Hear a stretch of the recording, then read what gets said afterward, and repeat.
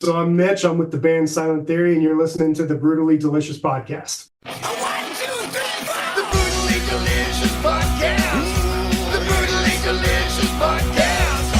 The Brutally Delicious Podcast.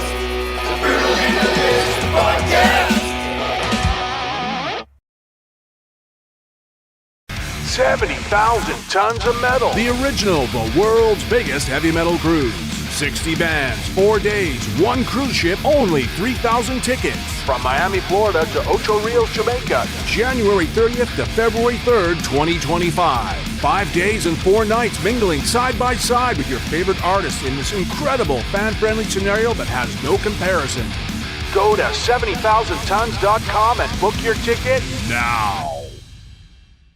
Anyway, thank you for taking the time. I appreciate it. Of course. So, where are you guys located at? We are primarily located in Moscow, Idaho.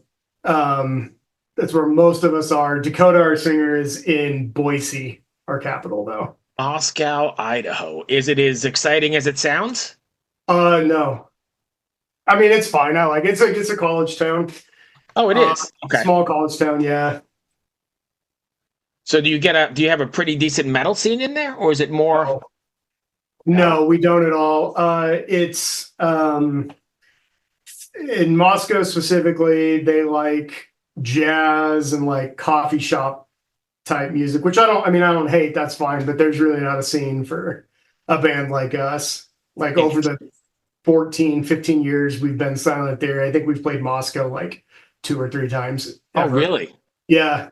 So no big homecoming shows. No. Nope.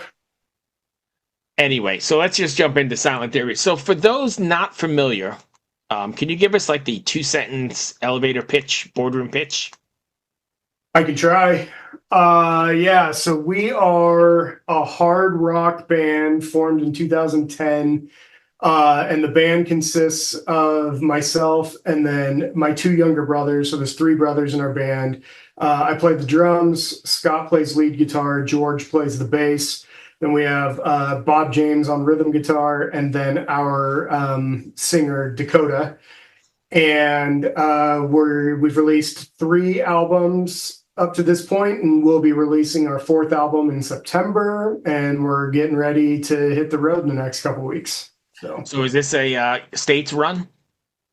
I'm sorry? Is this a United States run that you guys are getting ready to go out on? No, not fully. We're gonna do a small leg of a Skylit Drives tour. And so our first show with them is in Seattle, which is from where we are located. That's about a 4.5-hour drive, so not too bad. And then we go kind of down the West Coast a little bit, cut over. We end in Albuquerque, New Mexico. Oh, nice. That's a cool matchup, I think.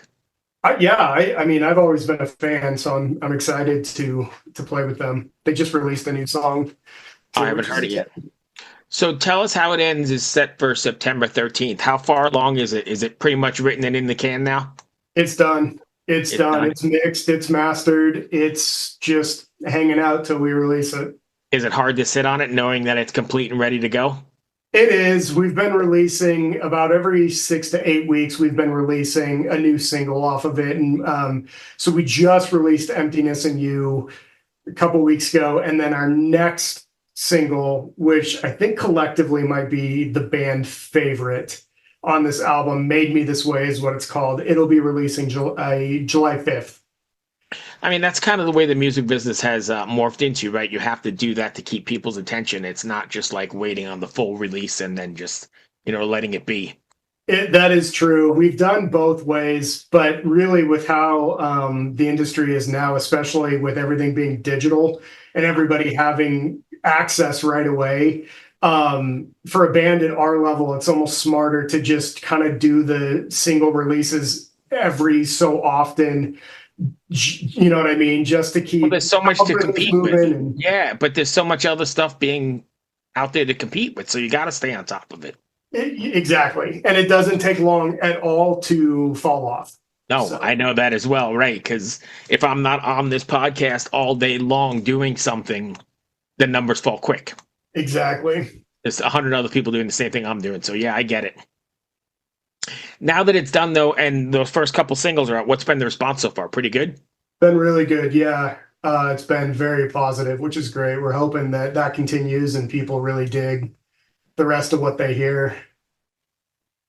When you guys were writing, are you guys all writing this stuff together, or? Not really. When we first started, we did a lot of collaborative writing um, within the band. And then we just kind of realized over the last couple album cycles that really the best way for us to do it typically is Scott and I, or Scott or I, will handle a lot of the music, and we'll write that in our studio space. Mhm. And when we get that to a point where we think it's ready for Dakota to hear it, we'll send that over to him, and then Dakota will typically take that and then write his lyrics to that. Right. So that's really kind of how we do it now. Although this particular album, for the first time ever, we actually had songs where we did co-writes with people outside of the band as well. Oh, really? Yeah, we really tried to step out of the box on this one, step out of our comfort zone a little bit. You know, when you're all writing in the band together, pretty soon it all can really sound the same because we all have our writing methods, and you know what I mean? I do, but also so how hard was it to get somebody to co-write with you? Because you don't want something that's not Silent Theory, right? Right, You right. still have a wheelhouse that's Silent Theory. Yeah, it was not hard because Dakota was still a part of that writing process. And really, Dakota, if you get down to it, his voice is unique enough that I think whatever he does really is Silent Theory sound. And so we weren't coming in blindly to this. Like we flew to Nashville last year, and Dakota met with Blair Daly and Zach Malloy, the Four Horsemen, and they sat together, and Scott was there too, and they sat there together and they wrote that song together. So at least Gotcha. we're part of the creative process. It's just not just the band. We're looking elsewhere. Right. And no, I get it. And I'm all for change, but I also know that, especially in a world where you're branding something and this is Right. the Brutally Delicious podcast or Silent Theory, that it has to be Silent Theory and not something different. You're right. Yep, you're right. And it still does have to sound like us, to an extent. If we go way out there, Right. people are going to be like, what is this? So They no, may not we're take the very journey with mindful of that. Right. When you guys are writing, are you writing with a specific message or a takeaway in mind? It's kind of up to Dakota. Dakota's writing is really interesting because he's one of those people, and always has been with our band, that he kind of just writes for the moment. So like if there's like a world event going on that's really impacting him or something, he'll sit and he'll write about that event. Now, people listening may not catch that that's what it's about. He's pretty obscure in a lot of his lyrics, and he leaves a lot to be interpreted. But that's really how he writes. Or if there's something going on in his personal life, or there's something going on within the band. I will say a lot of the motivation of this last album, or this album coming up, is kind of in a nutshell, without getting into a lot of detail. It was a lot of us butting heads with the music industry. And I think Dakota used that opportunity to put that into words, essentially, without explicitly saying it. Right. Well, I mean, there's a lot you could write about the music business, and a lot of rage, I'm sure, because it's oh my gosh, where do I it's start? not what it was. Yeah, I mean, it's absolutely crazy, and it seems to get crazier and crazier, right? Hey there, I am Johnny Christ from Avenged Sevenfold, and I've got a podcast called Drinks with Johnny you're going to want to check out. I sit down with a bunch of different people from all different walks of life, from professional wrestlers to actors, comedians, fighters, musicians, everything in between. I'm just looking to make some friends and have a good time doing it. So if that sounds like something you're into, go check out Drinks with Johnny, streaming everywhere now. It's every time I think I've got it handled, or I've got like it kind of figured out, and I'm like, okay, then something throws a wrench in it. Right. And I mean, that dude from Spotify seemed to like double down. Yeah. Yep. Instead of trying to fix the problem, he seemed to like double down on it and say, "Screw you."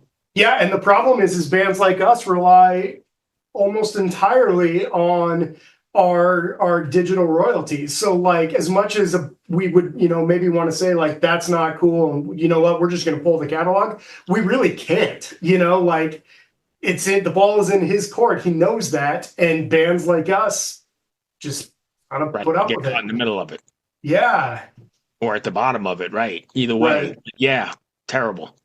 It's terrible to think like all your work and all the time and effort and money and sacrifice and blood, sweat, and tears you put into those songs ended up treated like that, right? They're just sort of a commodity rather than Yeah, what they should be.